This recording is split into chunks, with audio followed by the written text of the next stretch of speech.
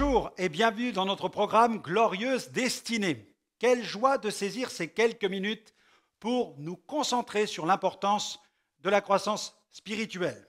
Dieu désire nous équiper sur le plan spirituel et rien de tel que la prière pour remettre ce désir de croissance entre les mains du Dieu vivant. Prions quelques instants. Oui, notre bon Père Céleste, notre désir, c'est de grandir, c'est de croître dans la connaissance de ta parole, mais aussi dans la communion avec toi. Alors merci de nous visiter maintenant et de bénir ce temps de partage autour des Saintes Écritures, que ton Esprit produise en nous cette croissance à laquelle nous aspirons tous. Sois remercié au nom de Jésus. Amen. Amen. Dieu désire que chacun de nous grandissions dans la connaissance de Jésus-Christ. Nous allons parler de la vie spirituelle. Je vais évoquer dans cette émission deux éléments vitaux qui contribuent ensemble à une vie spirituelle vraiment dynamique. Il s'agit des vecteurs de puissance. Deux éléments qui nous permettent de vivre la manifestation de la puissance de Dieu. Il s'agit de l'onction et de la foi. Je suis sûr que ce sujet va retenir toute votre attention maintenant. Et pour nous entraîner dans cette perspective d'une vie spirituelle abondante, vraiment puissante, je vous invite à écouter mes amis de Gospel Praise Family. Ils chantent « Yesu ni wangu », Jésus est à moi. Allez, on les écoute, nous allons nous réjouir avec eux.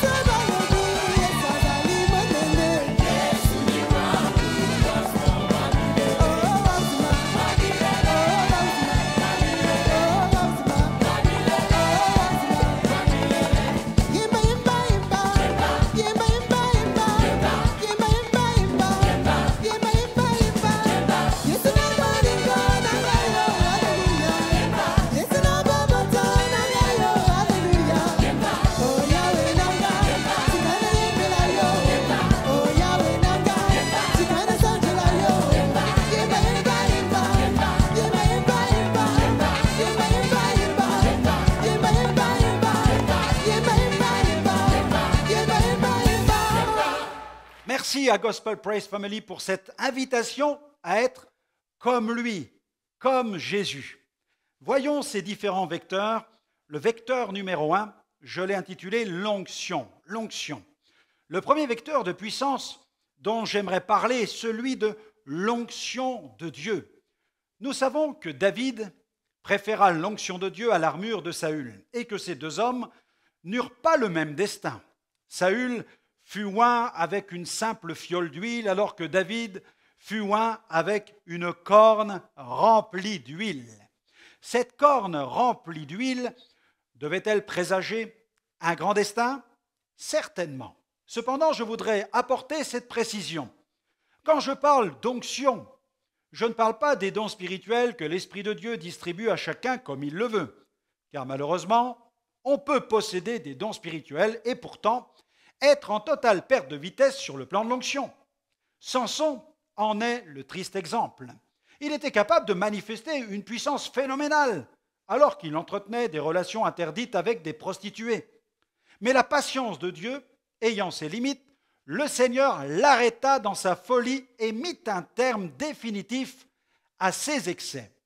À un moment de sa vie, David, lui aussi, commit certaines fautes, mais craignant de perdre son onction, il emprunta le chemin de la repentance. Il fit d'ailleurs cette prière à l'Éternel dans le psaume 51, verset 13, « Ne me retire pas le Saint-Esprit ». David n'était pas un homme parfait, il en était conscient, et il avait compris que l'accumulation de péchés pouvait lourdement porter préjudice à ce capital d'onction dans la vie d'un enfant de Dieu. Nous pouvons parler en langue, prophétiser, chasser les démons, et pourtant être en baisse au niveau de l'onction. Lisons un passage dans l'évangile de Matthieu au chapitre 7. Matthieu chapitre 7, versets 21 à 23, versets 22 à 23, Jésus a même laissé entendre que certaines personnes peuvent exercer certains dons spirituels et pourtant ne pas chercher à développer une véritable communion avec Dieu. Voilà ce qu'il déclare. Plusieurs me diront en ce jour, dans une autre version, beaucoup me diront en ce jour, « Seigneur, Seigneur, n'avons-nous pas prophétisé par ton nom? N'avons-nous pas chassé des démons par ton nom? Et n'avons-nous pas fait beaucoup de miracles par ton nom? » Alors je leur dirai ouvertement, « Je ne vous ai jamais connu, retirez-vous de moi, vous qui commettez l'iniquité. » Avoir reçu de Dieu tout un arsenal de dons spirituels n'est pas la garantie d'une vie d'intimité avec Dieu. Les dons ne peuvent se substituer, ils ne peuvent se substituer à la présence de Dieu dans notre vie. Il est donc d'ailleurs besoin, nous avons besoin, et chacun a besoin de cette présence de Dieu pour bien fonctionner, et les dons spirituels ont besoin de Dieu pour ce fonctionnement. Les dons spirituels ne sont donc pas la garantie d'une profondeur spirituelle. Les dons spirituels sont des cadeaux que Dieu accorde à ses enfants, alors que l'onction est le résultat d'une recherche quotidienne de la présence de Dieu. C'est dans la présence de Dieu que le Seigneur déverse sur nos vies l'onction de sa présence.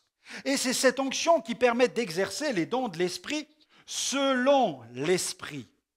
Les dons, pour être efficaces, doivent être exercés dans la plénitude du Saint-Esprit. Dans le chapitre 12 de la première épître de Paul aux Corinthiens, l'apôtre évoque l'importance, il parle des opérations de l'Esprit. Nous négligeons trop souvent cette dimension de la vie de l'Esprit. Nous savons mettre l'accent sur les dons et l'importance de leur obtention, mais nous minimisons trop souvent le domaine de leur fonctionnement.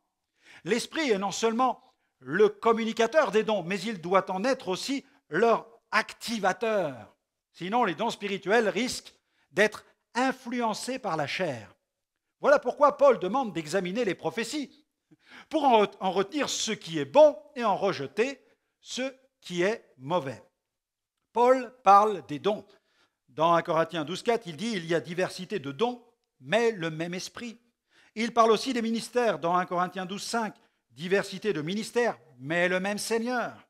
Et puis il évoque, donc là il touche au domaine de l'autorité quand il parle du Seigneur. Et puis il évoque les opérations de l'Esprit, 1 Corinthiens 12, 6, diversité d'opérations, mais le même Dieu qui opère tout en tous. Le mot opération a été traduit à partir du terme grec énergéma, qui comprend les sens suivants. Une chose qui est travaillée, façonnée, une réalisation. Il est question aussi d'un effet, un effet. Prenons l'exemple d'un voilier. Si le vent souffle et que le navigateur refuse de hisser la voile, le voilier ne voguera pas de façon efficace. Mais si le navigateur hisse cette voile, le vent pourra alors s'y engouffrer et pousser le bateau vers sa destination. La voile et le gouvernail donneront l'effet escompté au voilier. Pour que les dons spirituels produisent un véritable effet, il est donc important que celui qui exerce les dons soit pleinement rempli du Saint-Esprit afin de permettre à l'Esprit Saint de façonner, de travailler, de modeler le fonctionnement du don. L'opération de l'Esprit Saint, c'est la touche divine dans l'exercice des dons spirituels. Si le don est de l'Esprit, son opération doit-elle aussi s'exercer selon l'Esprit. L'Esprit veut nous venir en aide dans le domaine de l'exercice des dons spirituels. Il veut nous aider en fait à opérer. Il veut en quelque sorte graisser les différents rouages de nos dons, de nos talents et de nos ministères pour les faire fonctionner de façon inspirée et harmonieuse. Exerçons les dons avec onction. Une seule garantie d'une véritable onction sera donc une recherche quotidienne et permanente de la présence de Dieu. C'est pourquoi si quelqu'un recherche le baptême dans le Saint-Esprit ou les dons spirituels, que ce soit surtout pour vivre plus près de Dieu, vivre plus dans la plénitude de son Saint-Esprit. L'onction est sainte, l'onction est pure. Il nous faut veiller à ce qu'elle ne devienne jamais frelatée. Nous ne devons pas la mélanger, nous ne pouvons pas l'acheter non plus. Simon le magicien essaya bien d'acheter à prix d'argent le pouvoir de baptiser dans le Saint-Esprit. Mais il fut immédiatement réprouvé par les apôtres. Ce pouvoir ne peut s'obtenir contre de l'argent. Le niveau d'onction que Dieu déverse sur une personne appartient vraiment à Dieu. Nul ne peut la mériter. C'est une mesure de grâce. Nous savons cependant que nous pouvons la perdre. L'onction se trouve auprès de Dieu, dans son intimité. Allons la chercher dans sa présence, car il n'y a pas d'onction divine à bas prix. Celui qui la désire doit être prêt à en payer le prix. Et ce prix est celui d'un renoncement et d'une vie de totale consécration qui attire la faveur de Dieu. Jim Cymbala a écrit « Sans des temps d'attente dans la prière en vue d'être revêtus de l'onction, nous verrons peu ou pas l'assistance de son esprit dans notre ouvrage pour Dieu. Cependant, si Dieu décide de faire abonder cette onction sur ma vie, il est évident que ce ne sera jamais sur la base de mes mérites personnels, mais en vertu de sa grâce et de sa bonté. » Le psalmiste, dans le psaume 42, verset 1er, nous rappelle ceci. Il nous faut soupirer. Comme une biche soupire après des courants d'eau, ainsi mon âme soupire après toi, ô Dieu. Et dès lors que nous renonçons vraiment à nous-mêmes, le Seigneur marche à nos côtés. Son onction nous accompagne et il manifeste même dans certaines situations sa toute-puissance. En 2003, je me suis rendu à l'île Maurice où je devais intervenir dans le cadre d'une grande conférence. Et là, une femme souffrant d'une grave maladie, l'ayant appris, elle a pris la décision de venir m'écouter. Le médecin ne lui donnait plus beaucoup de temps à vivre. Ainsi, il n'y avait plus rien à perdre. Elle a décidé de faire cette ultime tentative, celle de la dernière chance. Seule une intervention divine pourrait la sauver. Alors, en entrant dans cette grande salle, elle s'était préparée à assister à une réunion d'évangélisation dans laquelle on prierait pour les malades. Elle ignorait que les messages des différents orateurs étaient destinés exclusivement à des leaders, à des responsables spirituels. Et de plus, elle est arrivée en retard. Arrivée en retard, quand elle pénétra dans les lieux, elle trouva une salle pleine à craquer. Remarquant qu'un siège restait libre au dernier rang, elle prit place à cet endroit tout près de la sortie. Nous étions pratiquement au terme de cette réunion. Je venais de lancer un défi aux leaders: déposer les fardeaux du ministère aux pieds du Seigneur. Un grand nombre de ces responsables étaient à genoux. Il y avait approximativement 1200 personnes en train de prier. Certains s'humiliaient, d'autres se réconciliaient. Ces moments étaient si émouvants. Et face à un tel mouvement de l'esprit, cette femme prit la décision, elle aussi, de se mettre à genoux pour prier. L'action de prière était incroyable. La présence de Dieu était tangible. Soudain, quelques minutes après s'être agenouillée, elle sentit comme deux mains qui se posaient sur sa tête. Elle a pensé que je venais de descendre de l'estrade pour aller prier pour les malades. Mais quand elle ouvrit les yeux, elle ne vit personne devant elle. J'étais toujours sur l'estrade. Elle comprit que ces deux mains qui reposaient sur sa tête n'étaient pas les miennes, mais celles du Seigneur. Quand elle se releva, elle constata qu'elle était totalement guérie. À la fin de la réunion, sans rien dire à personne, elle s'est esquivée. Et l'année qui a suivi, j'ai été invité une nouvelle fois à retourner à l'île Maurice pour une nouvelle série d'impacts dans toutes les régions de l'île, dans les différentes régions. Et puis un soir, à la fin d'une réunion, une femme a voulu me parler. C'était cette femme-là. Elle a saisi alors l'occasion de me raconter en détail ce qui lui était arrivé 1 an plus tôt lors de cette conférence et comment elle avait été guérie par le Seigneur. Depuis ce jour, le Seigneur Jésus l'a touchée, elle a retrouvé une parfaite santé, elle a décidé de le servir au sein même de l'église locale dans le cadre du diaconat.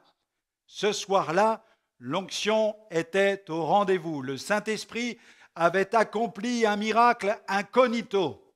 Réclamons une telle onction, que Jésus croisse, qu'il croisse, et quant à nous, il nous faut diminuer. Poursuivons notre étude, et je vous propose d'aborder le vecteur numéro 2, je l'ai appelé la foi, le vecteur de la foi.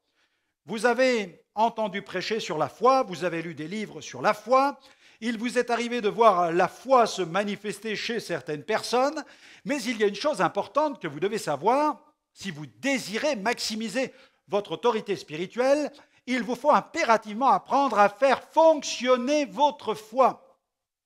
Car la foi ne peut se vivre par procuration. Chacun doit apprendre à l'exercer.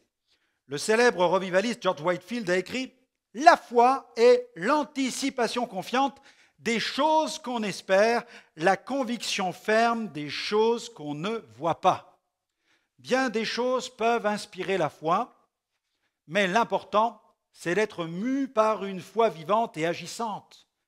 Découvrez les principes qui régissent la foi. Je me trouvais en Lettonie, dans la ville de Riga, où j'avais été invité à tenir toute une série de réunions d'évangélisation. Et à la fin de chaque prédication, je prenais le temps de prier pour les malades. Et un soir, parmi tous ceux qui s'étaient avancés pour la prière, j'ai remarqué un homme qui marchait péniblement en s'appuyant sur des béquilles. Le pasteur de l'assemblée m'a alors appris que cet homme avait été victime d'un grave accident. Sans ses béquilles, il ne pouvait tenir debout. Nous avons donc prié pour lui pendant quelques instants. Ensuite, poussé par l'esprit, je lui ai commandé de lever ses béquilles et de marcher. L'homme s'exécuta et il commença à marcher sans peine. L'auditoire exultait, célébrait le Seigneur. Ainsi, voyant qu'il marchait tout seul et sans difficulté, je l'ai laissé évoluer dans la salle, ce qui me permit de me tourner vers d'autres personnes. Après une bonne dizaine de minutes, j'ai voulu voir ce que devenait notre miraculé, et je l'ai aperçu, mais à ma plus grande surprise, j'ai constaté qu'il avait de nouveau pris appui sur ses béquilles. Je me suis alors approché de lui, bien décidé à l'exhorter à croire. Et pour la deuxième fois, je lui ai commandé de marcher. Il s'est mis à marcher. Pendant une bonne minute, il marchait normalement. Ensuite, il s'est arrêté et il a pris une fois encore appui sur ses béquilles.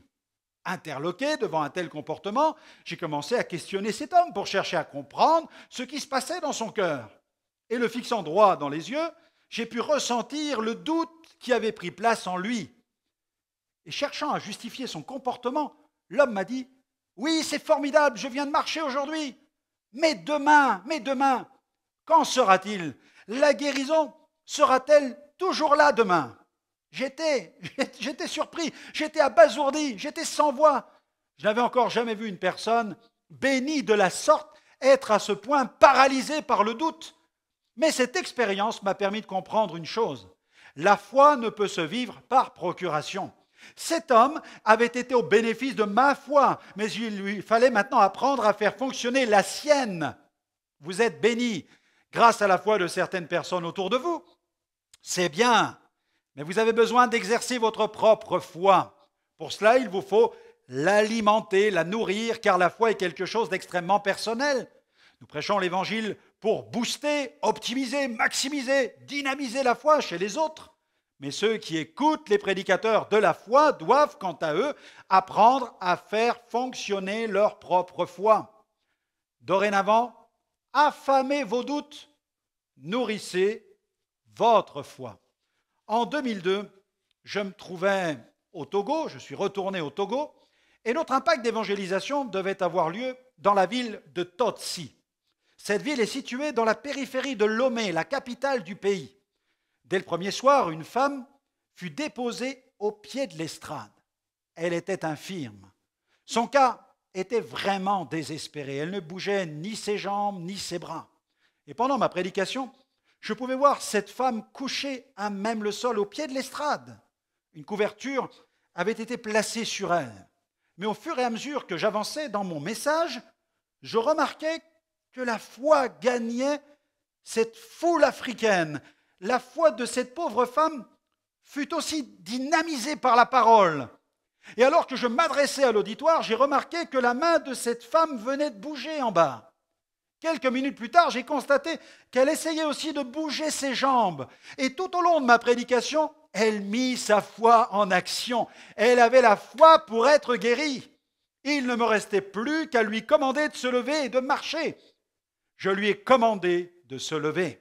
Elle se leva et elle marcha. On peut l'apercevoir ici. Ce soir-là, la moisson fut impressionnante. Dans la petite ville de Totsi, plus de 8000 personnes se sont décidées pour Jésus.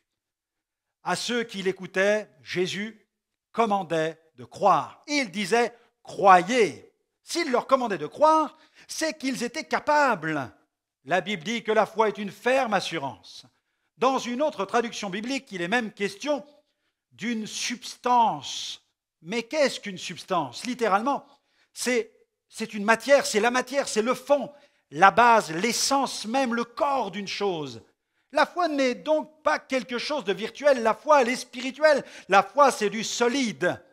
Elle vient de ce qu'on entend. Et ce qu'on entend vient de la parole de Dieu. Alors, appuyez votre foi sur elle, développez votre foi, ne la limitez pas. Amen. Eh bien voilà, notre émission se termine. J'espère que vous aurez apprécié ce nouvel enseignement sur les deux vecteurs, vecteur onction, vecteur foi, et je veux croire que vous allez publier encore plus maintenant la gloire de Dieu dans votre vie. N'hésitez pas à nous retrouver sur notre site web www.gospelvision-international.com. Vous y verrez de nombreuses émissions en replay et elles vous feront du bien, elles vont vous amener à grandir toujours plus dans votre communion avec le Seigneur. Et celui-ci, le Seigneur Tout-Puissant, va continuer à répandre sa grâce sur votre vie. Qu'il vous fasse pleinement entrer dans cette glorieuse destinée. Que Dieu vous bénisse et à bientôt.